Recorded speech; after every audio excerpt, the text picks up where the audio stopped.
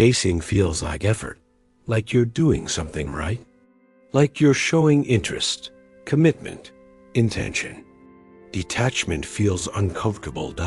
It feels like waiting, like uncertainty, like you might lose something if you don't act. That's why most men get this wrong. They're not chasing because they're confident. They're chasing because they're afraid. Afraid of losing the connection. Afraid of being replaced. Afraid that if they don't push, nothing will happen. The Stoics saw this clearly. They understood that chasing rarely comes from strength. It comes from fear of not being enough on your own. And fear never attracts what's meant to stay. Attraction doesn't come from effort or pursuit. It comes from self-possession, from being steady in yourself, whether someone chooses you or not. The moment you chase, you give away control. Your mood starts depending on replies, attention, reassurance. And that's exactly what Stoics refuse to do. Detachment isn't coldness. It isn't pretending you don't care. It's choosing not to hand your peace to someone else. The Stoics believed that when a man is grounded, calm, and unhurried, people feel it. They lean in, not because he tries harder, but because he doesn't need to. This isn't about manipulation or tactics. It's about the Stoic law of detachment, and why letting go often creates the very attraction chasing destroys. Why chasing fails? Chasing creates imbalance. One person starts leaning in harder. The other starts pulling back, even if they don't mean to. And everyone can feel that shift. Chasing doesn't usually look dramatic. It shows up quietly. You explain yourself more than you need to. You're always the one reaching out first.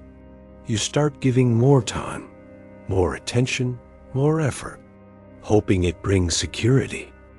But underneath, it isn't care. It's anxiety. Anxiety about where you stand. Anxiety about losing momentum. Anxiety about being replaced or forgotten.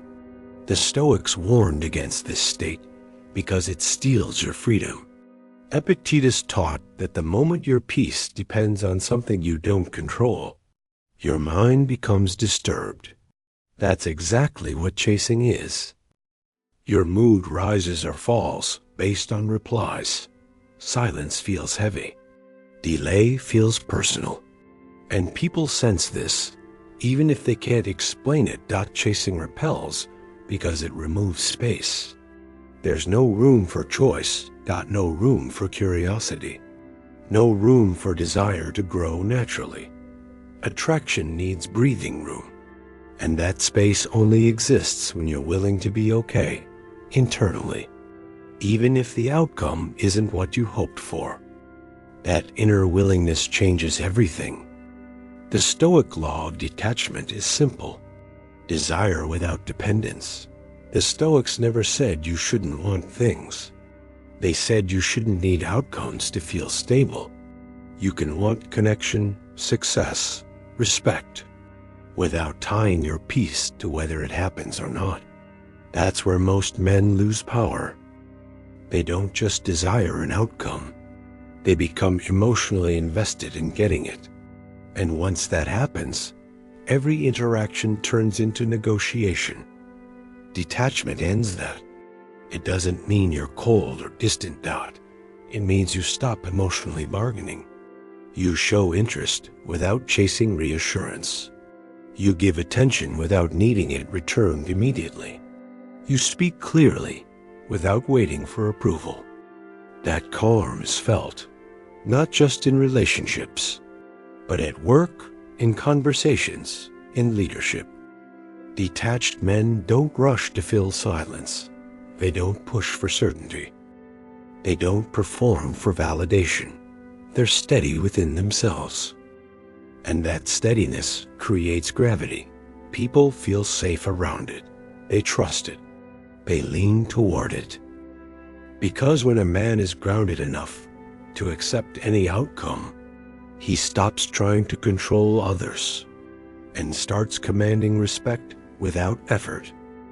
That's the real power of detachment. What detachment actually looks like? Detachment doesn't mean doing nothing. It means doing the right thing without emotional urgency. In real life, it looks simple. You express interest clearly, once. You don't keep repeating yourself to feel secure.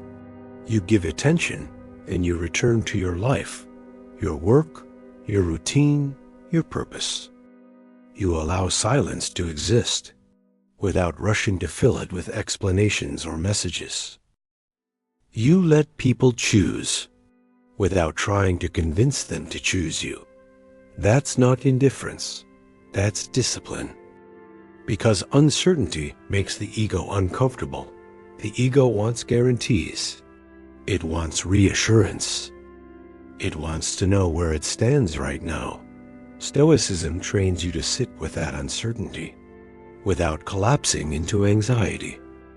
Marcus Aurelius reminded himself to act with integrity and accept whatever followed. That acceptance is what creates calm. And calm is rare. Most people are restless. They react quickly. They adjust themselves constantly to get approval. A man who doesn't do that stands out without trying to.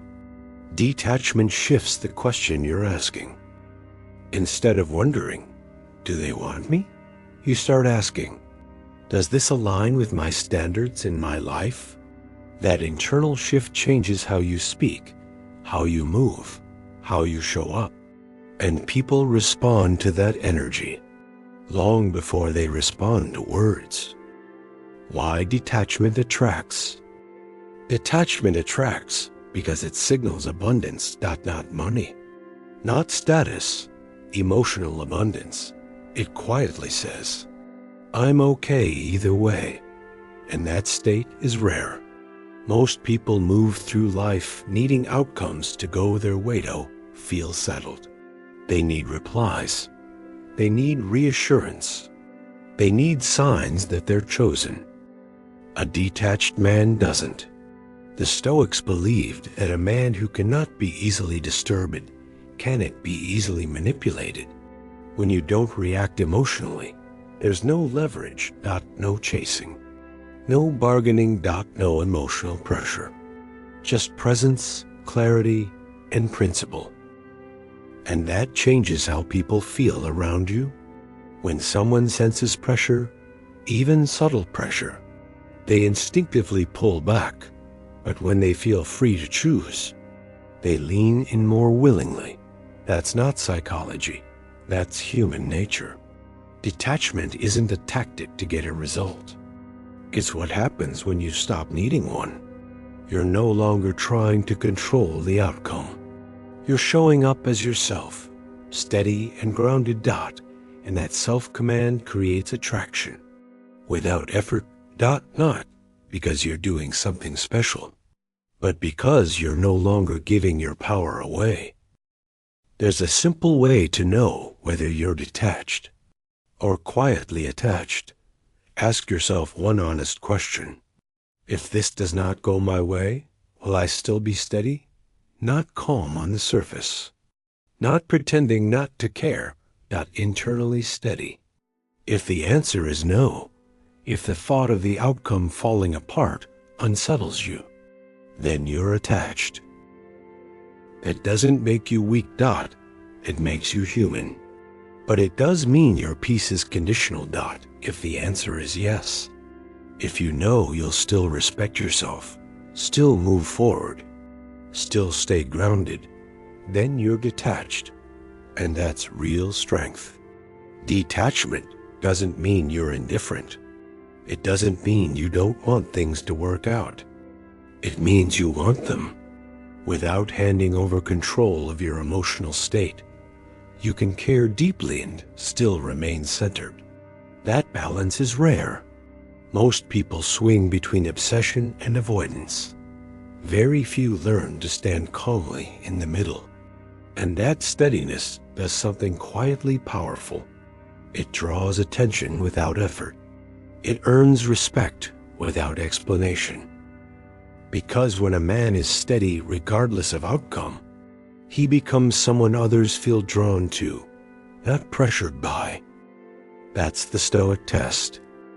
Don't chase, not because chasing never works, but because it costs too much. It costs dignity. It costs peace. It costs self-respect. Attraction isn't something you force.